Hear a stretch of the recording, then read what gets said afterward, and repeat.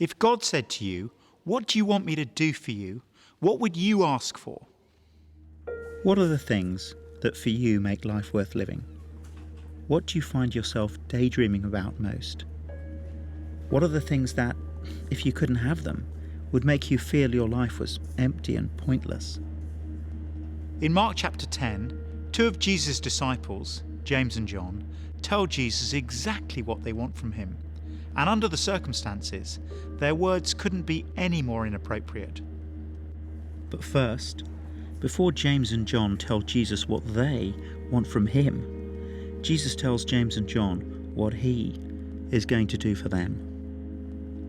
"We are going up to Jerusalem," he said, "and the Son of Man will be betrayed to the chief priests and teachers of the law. They will condemn him to death and will hand him over to the Gentiles, who will mock him and spit on him, flog him and kill him. 3 days later, he will rise." So how will James and John respond to the news that their closest friend of the past 3 years is about to be brutally murdered? Grief? Greed. Then James and John came to him. "Teacher," they said, "we want you to do for us whatever we ask." "What do you want me to do for you?" he asked. They replied, "Let one of us sit at your right and the other at your left, in your glory." Although they've just called Jesus teacher, there's clearly something about Jesus' teaching they haven't yet understood. He is deliberately going to give up his life for others. They, on the other hand, are desperately trying to hang on to their lives for themselves. And this is not the first time the disciples have revealed a petty, small-minded lust for glory. 3 times in Mark's Gospel, Jesus tells his disciples that he must suffer, die, and rise again. And the incredible thing is that on 2 occasions, the disciples react by thinking of their own greatness. They want power and prestige.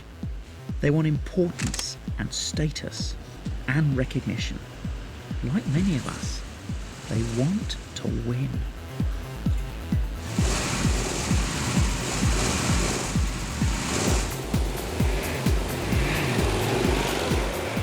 But Jesus wants something different for them, something infinitely better. "You don't know what you're asking," Jesus said. "Can you drink the cup I drink, or be baptized with the baptism I am baptized with?" Now what Jesus means here is, can you do what I will do? Can you die on behalf of sinners? Can you bring down the barrier separating sinful human beings from their Creator once and for all, so that they can have an infinitely satisfying relationship with God? And can you be raised to life again to prove that death and sin have been conquered? "We can," they answered. But of course they can't. Like you and me, James and John need to be saved themselves from God's rightful anger at sin. As Jesus said, they don't know what they're asking. They're blind to the fact that the joy of following Jesus isn't found in status, it's found in service.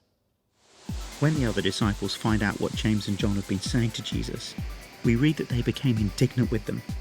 And let's be honest, that's not because they think James and John were wrong to ask for power. It's because they wish they'd thought of it first. Jesus called them together and said, "You know that those who are regarded as rulers of the Gentiles lord it over them, and their high officials exercise authority over them. That's the way of the world, and it's the way of James and John. We try to grasp for power so that we can lord it over other people. But now listen to the way Jesus turns things upside down. Not so with you. Instead, whoever wants to become great among you must be your servant. And whoever wants to be first must be slave of all." Jesus says, if you're really my disciples, everything's got to change.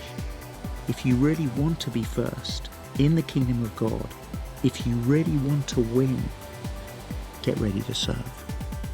But why would anyone want to trade in status for service?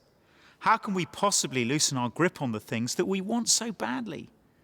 The reason James and John and the other disciples are grasping after these things is because they don't understand that Jesus is already offering them something infinitely more valuable. himself. Even the Son of Man did not come to be served, but to serve, and to give his life as a ransom for many. You see, if Jesus had simply given them what they wanted, it never would have satisfied them anyway. No amount of power or money or achievement or family or friendship or sex or spirituality is ever enough in itself. We just want more.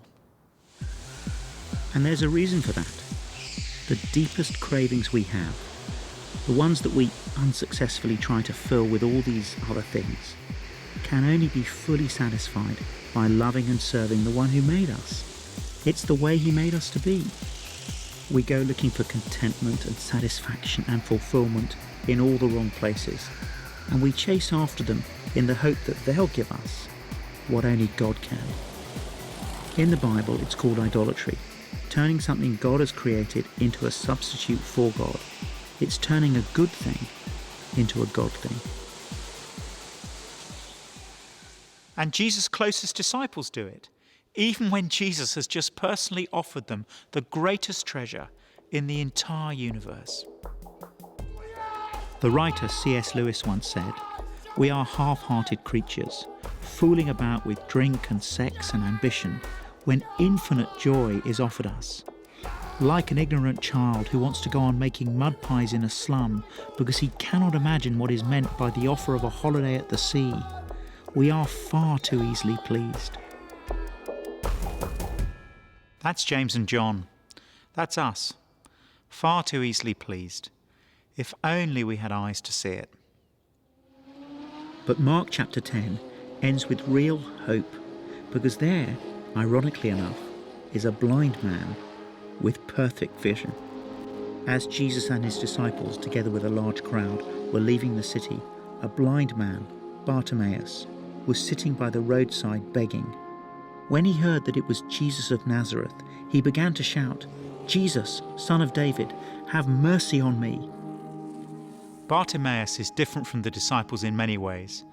Apart from the fact of his physical blindness, he's a beggar who has nothing of any material value apart from his cloak. He doesn't call Jesus teacher, but Son of David. In other words, God's king in God's world. It's the only place in Mark that someone recognizes Jesus in this way.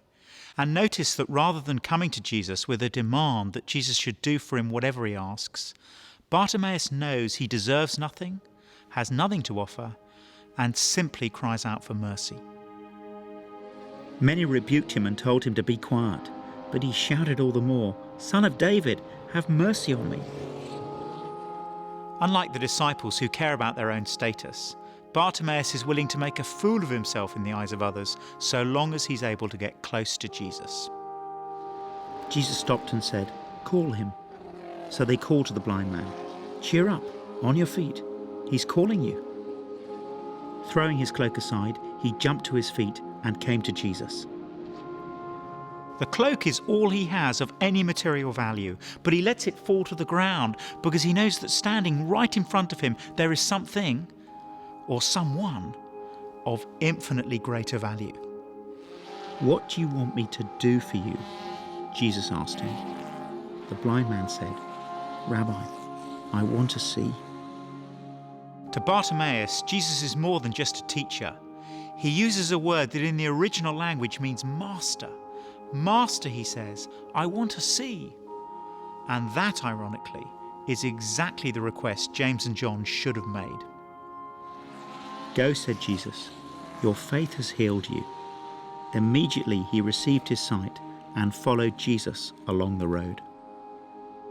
James and John and Bartimaeus are asked exactly the same question by Jesus. What do you want me to do for you? And isn't it striking that while the disciples are rebuked by Jesus for their request, Bartimaeus is healed, a word which literally means saved. Why does Jesus respond differently? Because while the disciples demand that Jesus do whatever they ask of him, Bartimaeus knows he's in no position to make demands. He knows he needs mercy. Although James and John are blind to it, blind Bartimaeus knows that the greatest treasure in the entire universe is standing right in front of him. He knows it can't be grabbed with a grasping fist. All he can do is open up his hand, beg for mercy, and begin to follow Jesus. So how should we respond to Jesus? What do you want him to do for you?